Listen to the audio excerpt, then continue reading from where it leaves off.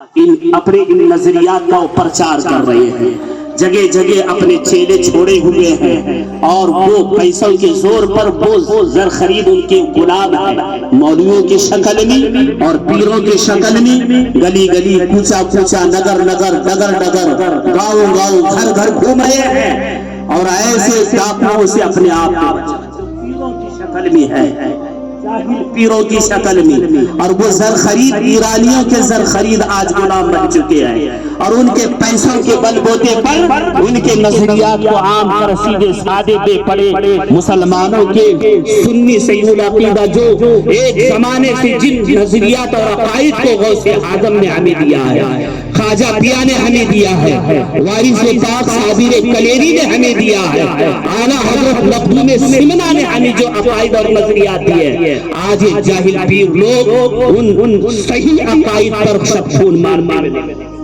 اس لیے ان ڈکیتوں اور ان جاہل پیروں سے اپنے آپ کو بچانا لازم، جو ایرانیوں کے ٹکڑوں پر پل کر کے ان کے نظریات کو عام کر رہے ہیں۔ آج آپ نے دیکھا ہوگا، سنا ہوگا، غدیر خوب منایا جا رہا بڑے دھوم دھام سے، عید غدیر، پہلی مرتبہ آپ نے نام سن رہے ہوں گے، عید غدیر۔ اسلام میں صرف دو عیدیں ہیں، عید اضحیٰ، عید الفطر۔ ایک رمضان کی عید سنی مناتے ہیں، دوسری عید بقرعید، اور اس کے علاوہ دوسری عید کا تصور نہیں۔ لیکن آج کل عید غدیر منا رہے ہیں، اس کو عید غدیر بھی کہتے ہیں، عید غدیر خم بھی کہتے ہیں۔ اس کی حقیقت میں آپ کو بتاؤں یہ ہے کہ حجۃ الوداع کے موقع پر حضور نے جو آخری حج فرمایا اپنی زندگی میں آخری حج فرمایا، کثیر صحابہ کرام کو لے کر حضور حج کے ارکان ادا فرمانے کے لیے تشریف لائے۔ آپ نے تمام حج کے ارکان ادا فرمائے اور تمام صحابہ کرام کو لے کر کے جب مدینہ منورہ تشریف لے جانے لگے، راستے میں ایک غدیر کا معنی آتا ہے تالاب، اس تالاب کا نام خم۔ اس خم تالاب کے پاس تمام صحابہ کرام کو جمع فرمایا۔ جمع فرمانے کے بعد اس محفل میں حضور اکرم صلی اللہ علیہ وسلم نے اہل بیت اطہار کی فضیلت بیان فرمائی، اہمیت بیان فرمائی، اور اپنے صحابہ کرام جانثار مسلمانوں کو اہل بیت اطہار کی تعظیم اور توقیر بجا لانے کا حکم فرمایا، اور ساتھ میں حضرت مولا کائنات مولا علی رضی اللہ تعالی عنہ کی فضیلت بھی بیان فرمائی۔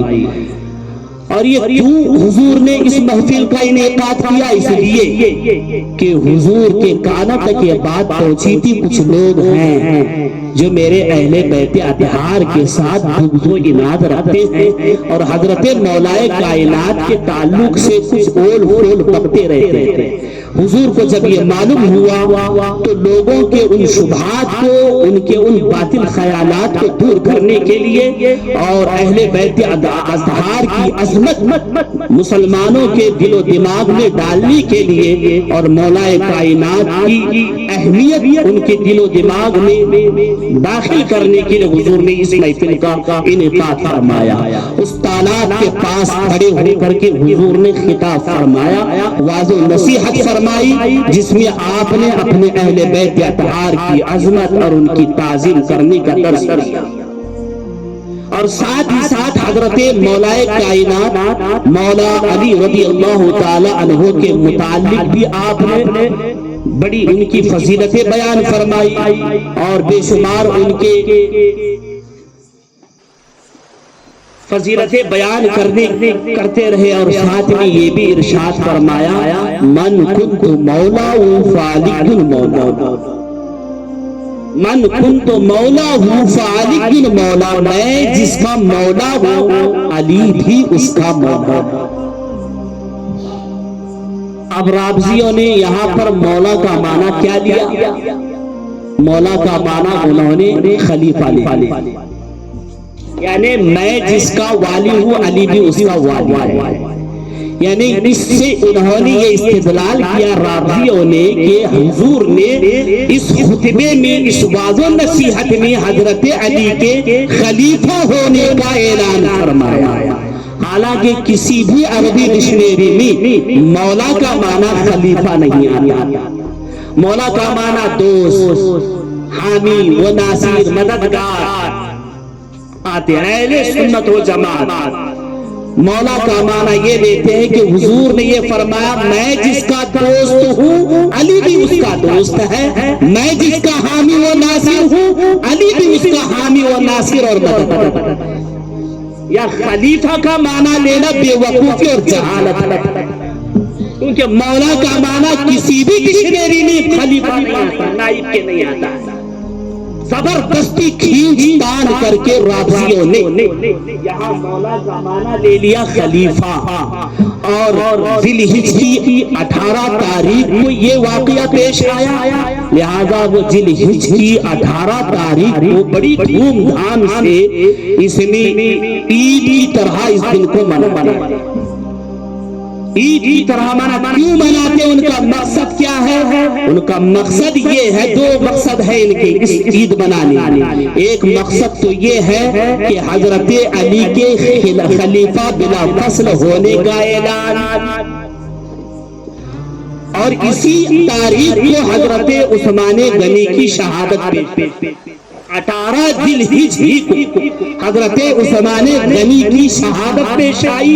اور یہ عید غدیر منا کر کے ایک تو یہ اعلان کر رہے ہیں کہ حضرت علی خلیفہ بلا فصل ہے، اور دوسرا یہ بتانا چاہیے اور دوسری یہ بات ہے کہ وہ حضرت عثمان غنی کی شہادت کی خوشی کا اظہار ہے. یہ دونوں باتیں آتے ہیں، ایک طرف تو حضرت علی کے خلیفہ بلا فصل ہونے کا اعلان، اور دوسری طرف حضرت عثمان غنی کی شہادت کی خوشی کا اظہار. یہ رافضیوں کی دوغلا پن ہے کہ وہ ایسے ہی کام کرتے ہیں جس طرح کہ ہمارے معاشرے میں کنڈوں کی نیاز ہم دلاتے ہیں سیدنا امام جعفر صادق کی نیاز، جبکہ تاریخ میں آپ کا وصال جو ہے 15 رجب المرجب کو ہوا ہے. یہ نیاز 15 رجب المرجب کو ہونا ہے، 22 رجب کو ہم دیتے ہیں. اس 22 رجب کو مشہور کس نے کیا ہے؟ 22 رجب کو رافضیوں نے مشہور کیا ہے کہ جبکہ حضرت امام جعفر صادق کا وصال شریف 15 رجب کو ہوا، اور یہ رافضی لوگ 22 کو کیوں دلاتے تھے؟ اس میں ان کے دو مقصد تھے.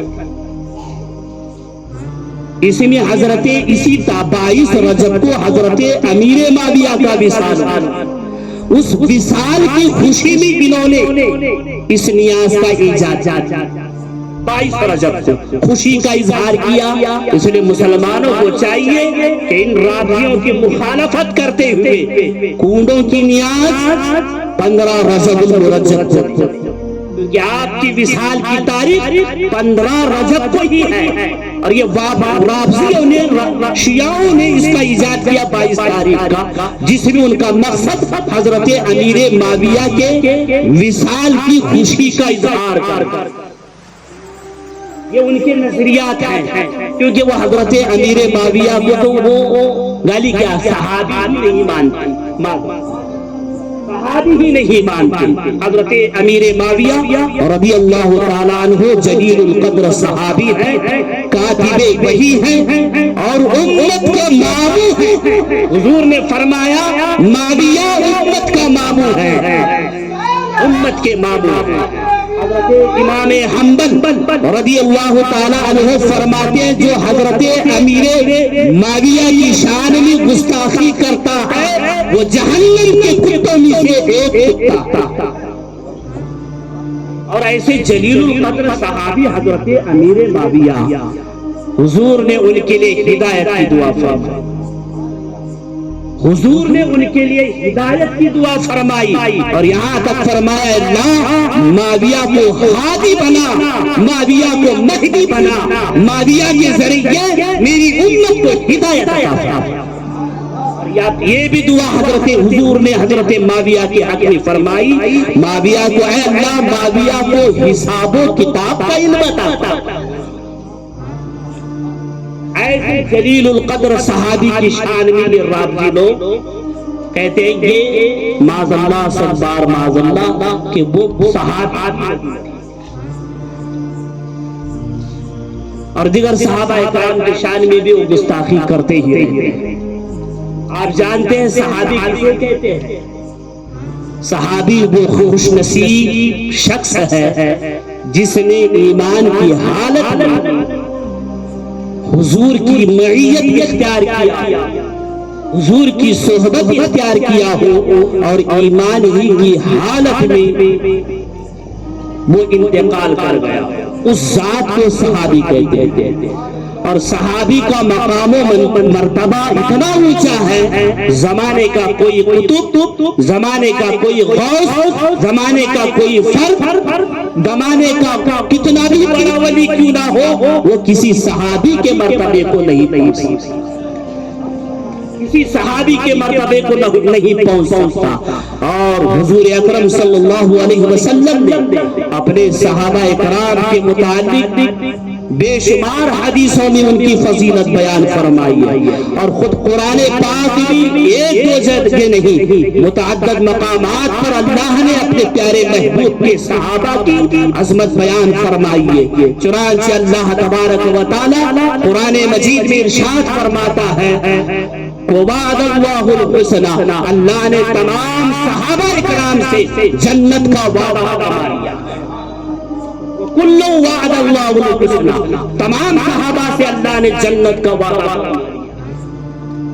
حضور کی معیت بھی ہو، جس نے ایمان کی حالت میں حضور کی صحبت اختیار کی ہو، حضور کا مقدس زمانہ پایا ہو، جس نے ایمان کی حالت میں حضور کے چہرے والضحا کی زیارت کی ہو، جس نے ایمان کی حالت میں حضور کے قیل و قال کو سنا ہو، جس نے ایمان کی حالت میں حضور کی عبادتوں کا ملاحظہ کیا ہو، جس نے ایمان کی حالت میں حضور کو چلتے پھرتے کھاتے پیتے اڑتے بیٹھتے دیکھا ہو، اور پھر ایمان ہی کی حالت میں وہ دنیا سے رخصت ہو گیا ہو، تو وہ کتنا خوش نصیب انسان ہوگا۔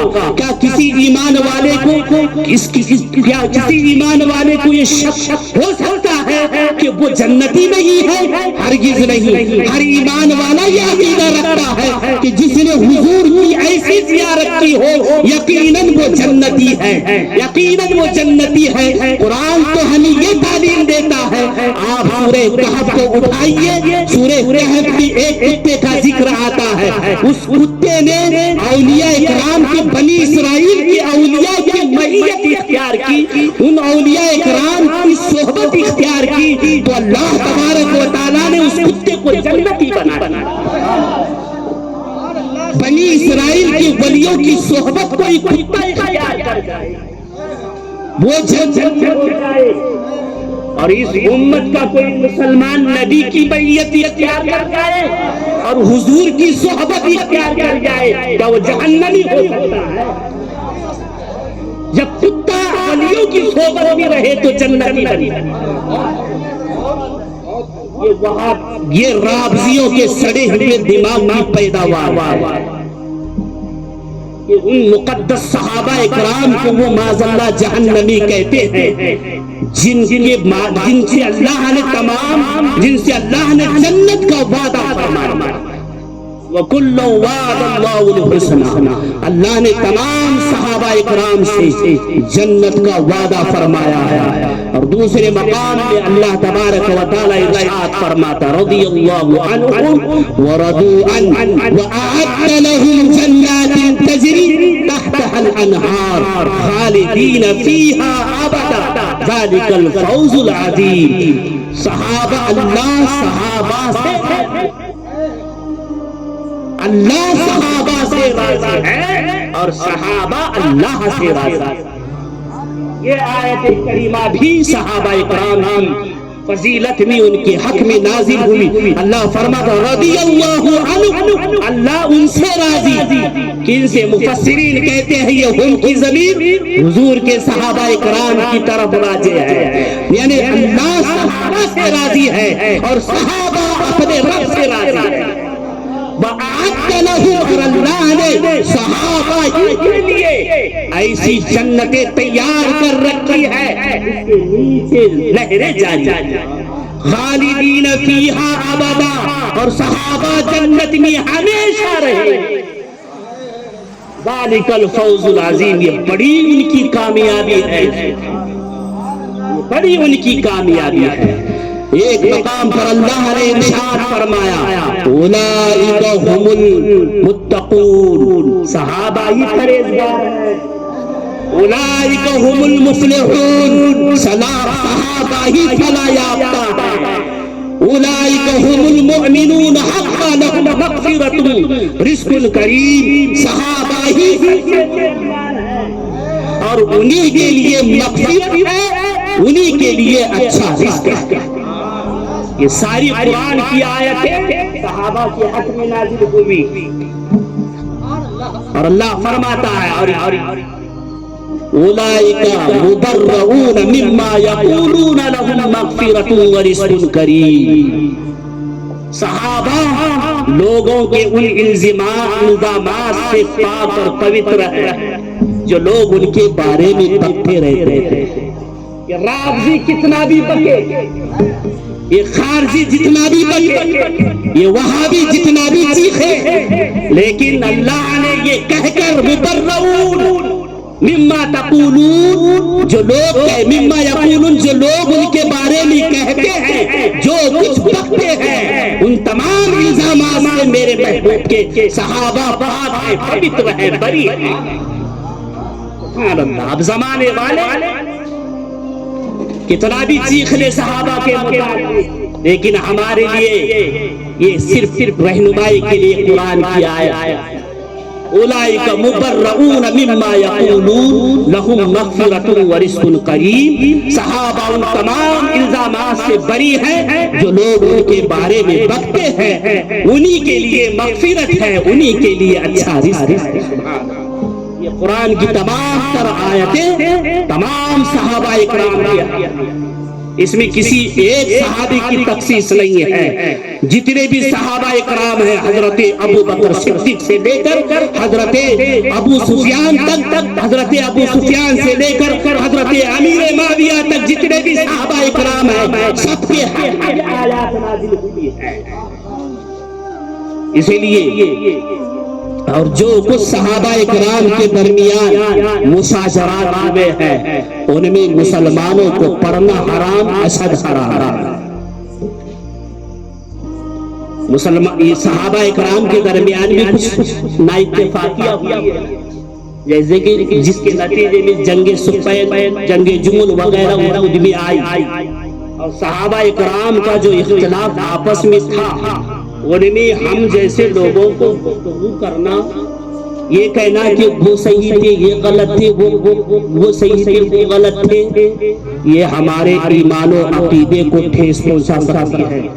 ایسے خیالات اور نظریات حضرت غوث الثقلین رضی اللہ تعالی عنہ نے بنیۃ الطالبین کی کتاب میں فرمایا، صحابہ کرام کے مشاجرات میں مبتلا ہونے والا گمراہ اور بدعقیدہ ہو سکتا ہے.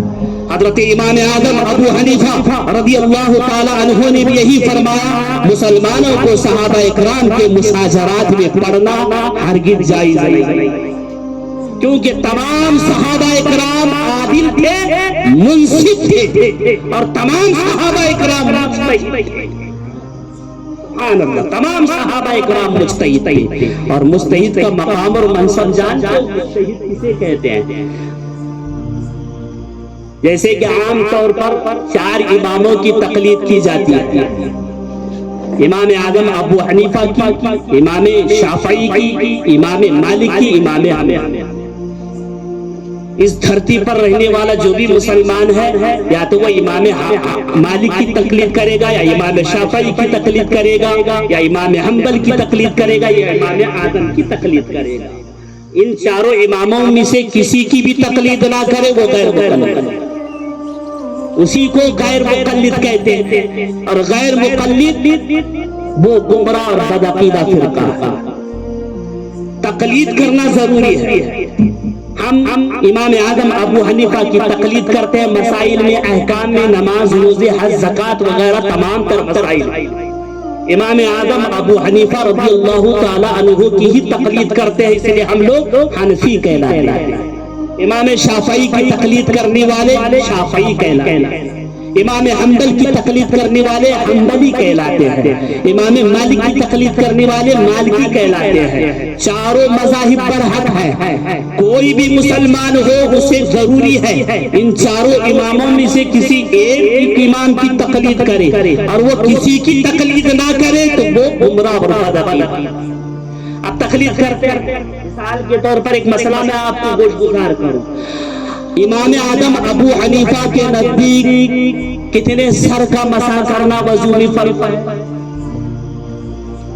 بتائیے، آپ وضو میں مسح کرتے ہیں نا، کتنے سر کا مسح کرتے ہیں؟ یوں تو ہم پورے سر کا مسح کرتے ہیں نا، بال اگنی کی جگہ سے لے کر کے پیچھے گردن تک لے جاتے ہیں، لیکن فرض نہیں ہے یہ پورے سر کا مسح کرنا سنت۔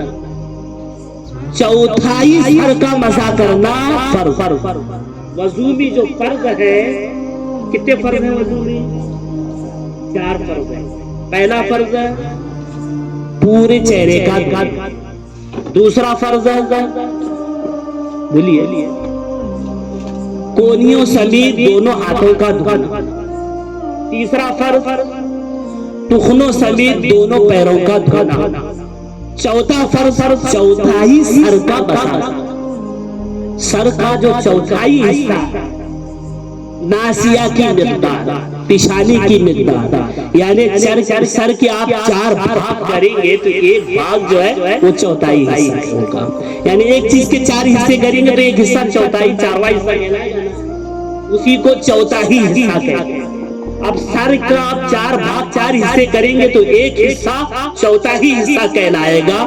امام اعظم ابو حنیفہ کے نزدیک اتنا مسح کرنا فرض ہے، چوتھائی حصہ پورے سر کا مسح کرنا سنت ہے۔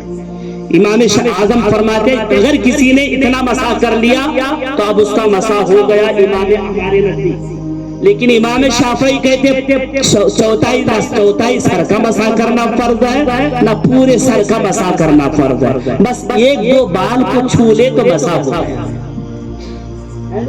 یہ شافعی، اگر شافعی امام شافعی کا ماننے والا اگر 1-2 بال کو چھو لے تو اس کا مسح ہو گیا اور وضو بھی ہو گیا۔ امام مالک فرماتے ہیں کہ پورے سر کا مسح کرنا فرض ہے، پورے سر کا مسح کرنا کیا ہے؟ اگر امام مالکی کوئی امام مالک کا ماننے والا 1-2 بال کا مسح کرے یا چوتھائی سر کا مسح کرے تو ان کے نزدیک مسح نہیں، مسح نہیں ہوا تو وضو نہیں تو نماز نہیں۔ کوئی امام اعظم کا ماننے والا ہم میں سے کوئی حنفی 1-2 بال کا مسح کرے تو مسح ہوگا؟ مسح نہیں ہوگا، چوتھائی سر کا مسح کرنا ہی اس کے اوپر فرض۔ یہ اختلاف آپ کو سمجھ میں آیا کہ امام اعظم کے نزدیک چوتھائی سر کا مسح کرنا فرض، امام شافعی کے نزدیک 1 سے 3 بال کا مسح کرنا فرض، امام مالک کے نزدیک پورے سر کا مسح کرنا فرض ہے۔ یہ اختلاف ہے۔ اگر کوئی حنفی امام شافعی کے مسلک پر عمل کرتے ہوئے 1-2 بال کا مسح کرے تو اس کا وضو نہیں ہوگا، وضو نہیں تو نماز بھی نہیں۔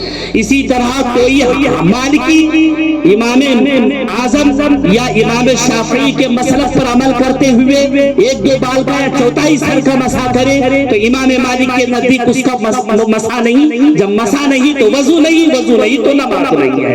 لیکن امام اعظم کے مقلد کو لازمی اور ضروری ہے کہ امام اعظم ہی کی تقلید کرے، کسی شافعی کی تقلید امام اعظم، امام شافعی کی، امام مالک کی تقلید کرنا ہرگز جائز نہیں۔ اسی طرح امام شافعی کی تقلید کرنے والا امام شافعی کی تقلید کرے گا، مالکی امام مالک کی ہی تقلید کرے گا۔ لیکن دیکھیے یہاں سر کے مسئلے میں تین باتیں وجود میں آئی۔ ایک امام کہتے ہیں صرف چوتھائی سر کا مسح کرنا، ایک امام کہتے ہیں 1 سے 3 بال تک کا مسح کرنا، ایک امام کہتے ہیں پورے سر کا مسح کرنا۔ اور یہ تینوں میں سے ایک بات اللہ کے نزدیک درست ہے، تینوں صحیح نہیں ہو سکتے، تینوں صحیح نہیں ہو سکتے، ایک کوئی نہ کوئی بات یا تو پورے سر کا مسح کرنا، یا تو 1 سے 2 بال تک کا مسح کرنا، یا تو چوتھائی سر کا مسح۔ اللہ کے نزدیک ان تینوں باتوں میں سے ایک بات درست ہے، لیکن ہم کہتے ہیں ہماری بات ٹھیک ہے، حنفی کہتے ہیں چوتھائی سر کا مسح کرنا ہی فرض ہے۔ اس کے باوجود مان لے آپ امام اعظم کی بات ٹھیک نکل گئی، 10 گنا ثواب امام اعظم۔ اگر امام شافعی اور امام مالک کی بات اگر غلط نکل گئی، گناہ نہیں ثواب۔ یہ مجتہد کا مقام ہے، میں سمجھا رہا ہوں مجتہد کسے کہتے ہیں، یہ کیونکہ یہ امام قرآن و حدیث کو سامنے رکھ کر مسائل کو استخراج کرتے ہیں، قرآن کی آیتوں سے مسائل نکالتے ہیں، اصول اور ضابطوں کو کے ذریعے سے جو ان کو اللہ نے علم دیا ہے، اس علم کے ذریعے ان اماموں نے اپنے اپنے انداز سے مسائل نکالے۔ ایک نے کہا کہ چوتھائی سر کا مسح فرض ہے، ایک نے کی سمجھ میں یہ آیا کہ 1 سے 3 بالوں تک کا مسح کرنا فرض ہے، ایک امام کی سمجھ میں یہ آیا کہ پورے سر کا مسح کرنا فرض ہے۔ اب امت کے لیے مسلمانوں کے لیے یہ حکم ہے، جو جس امام کی تقلید کرتا ہے اسی امام کی بات پر عمل کر لے، اس کا وضو بھی درست ہوگا، نماز بھی درست۔ لیکن اللہ کے نزدیک علم سے 3 میں سے ایک بات درست ہو سکتی ہے، خدا نہ خواستہ سمجھو امام اعظم کی بات درست نکل گئی، اب نکل گئی تو امام مالک کی یا شافعی کی غلط ہو بھی جائے تب بھی انہیں گناہ نہیں دیا جائے گا، بلکہ تب بھی وہ ہوں گے، اس لیے کہ مجتہد اجتہاد کرنے میں غلطی بھی کر جاتا ہے تب بھی اسے ثواب دیا جاتا ہے، تب بھی وہ ثواب کا مستحق ہوتا ہے۔ مجتہد کا یہ مقام ہوتا ہے، ولایت کا وہ منصب ہے، ولایت کا وہ اعلیٰ مقام ہے کہ اس ولایت کے منصب پر آدمی فائز ہو جاتا ہے تو پھر اس کی غلطی کے اوپر بھی اللہ اسے ثواب دیتا ہے۔ اجتہادی اور جب یہ تو امام اعظم ہو، امام مالک ہو، امام شافعی ہو، امام مالک ہو، کوئی بھی کسی بھی صحابی کے مرتبے کو نہیں پہنچ سکتا، اور جب ان مجتہدین کے خطاؤں پر اللہ ثواب عطا فرماتا ہے تو تمام صحابہ کرام مجتہد تھے، اگر وہ خطا کر بھی جاتے ہیں تب بھی ثواب کے مستحق ہیں، اگر ان کے درمیان کچھ اختلافات تھے بھی تو اس کے باوجود اللہ انہیں ثواب عطا فرمائے گا، کیونکہ وہ سب کے ساتھ مجتہد تھے، اور اجتہادی خطاؤں پر اللہ عتاب نہیں فرماتا بلکہ انہیں ثواب عطا فرماتا۔ یہ عقائد اہل سنت سے ہے، ہمیشہ ذہن میں رکھنا۔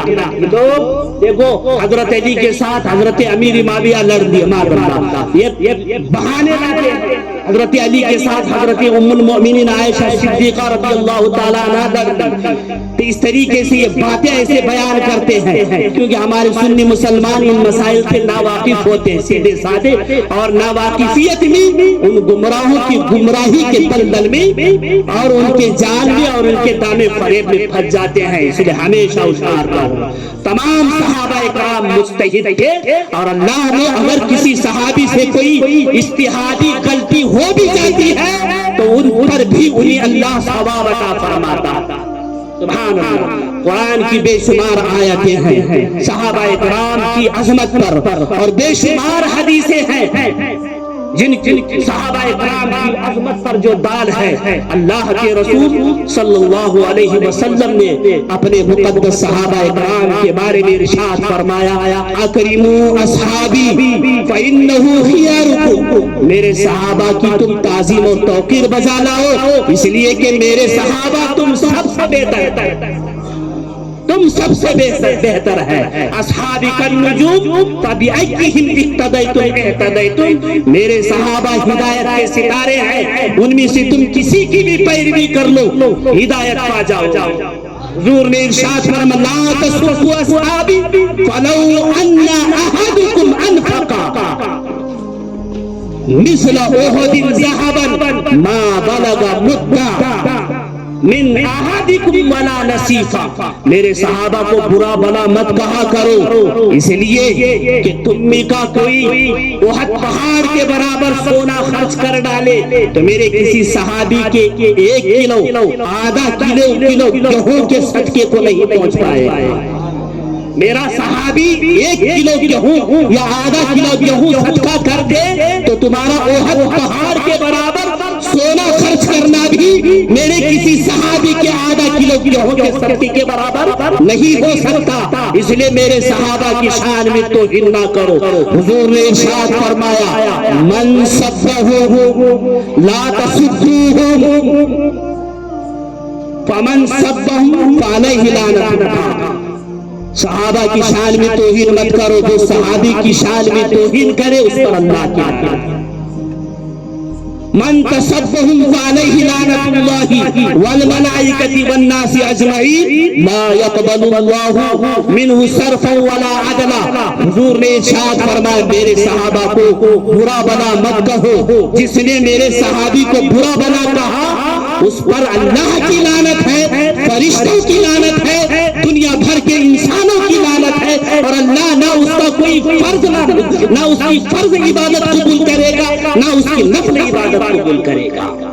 اور یہاں تک حضور نے فرمایا اذا رأیتم الذین یسبون اصحابی فقولوا لعنۃ اللہ علی شرکم. جب تم کسی شخص کو دیکھو کہ وہ میرے صحابی کو برا بلا کہہ رہا ہے تو تم کہو اللہ کی تم پر لعنت، اللہ کی تم پر لعنت ہو. یہ صحابہ اکرام کی عظمت پر خود حضور نے اپنے صحابہ کی عظمت بیان فرمائی. اور یہ تو عام صحابہ اکرام کے وقت نہیں ہے. اور یہ جو 4 جلیل القدر صحابہ ہے حضرت سیدنا ابو بکر صدیق، حضرت عمر فاروق، حضرت عثمان غنی، حضرت مولا کائنات رضی اللہ تعالی عنہم کے متعلق اللہ تبارک و تعالی نے ہر ایک کے حق میں کچھ قرآن کی آیت نازل فرمائے. حضرت عمر کا مقام و منصب تو وہ ہے کہ اللہ نے ان کی رائے کے مطابق قرآن. حضرت مولا کائنات فرماتے اللہ نے عمر کی رائے کے مطابق قرآن کا نزول فرمایا. حضرت عبداللہ ابن عمر کہتے ہیں جب آپس میں اختلاف ہوتا صحابہ اکرام کے بیچ میں لوگوں کا کچھ رائے ہوتی اور حضرت عمر کی کچھ رائے ہوتی تو اللہ تعالی حضرت عمر کی رائے کے مطابق قرآن کو نازل فرمایا. حضرت عمر خود فرماتے میرے رب نے میری رائے یا کس مقامات پر میری رائے کے مطابق قرآن نازل فرمایا. یہ حضرت عمر ہی کی خصوصیات ہے. قرآن حضرت عمر کی رائے کے مطابق نازل ہوتا. وقت تو میں ساری قرآنی آیتیں سنا تھا جو حضرت عمر کے رائے کے مطابق. سبحان اللہ تبارک و تعالی کی بارگاہ میں دعا ہے کہ مولا تعالی ہمیں صحابہ اکرام کی عظمت اور ان کی رفعت پر ہمیں ایمان و یقین رکھنے کی توفیق رفیق عطا فرمائے. صحابہ سے سچی عقیدت و محبت رکھنے کی ہم سب کو توفیق عطا فرمائے. مذہب اہل سنت مسلک اعلی حضرت کے مطابق ہمیں جینے اور مرنے کی توفیق عطا فرمائے. استغفر اللہ الذی لا الہ الا هو الحی القیوم غفار الذنوب وستار العیوب واتوب الیہ.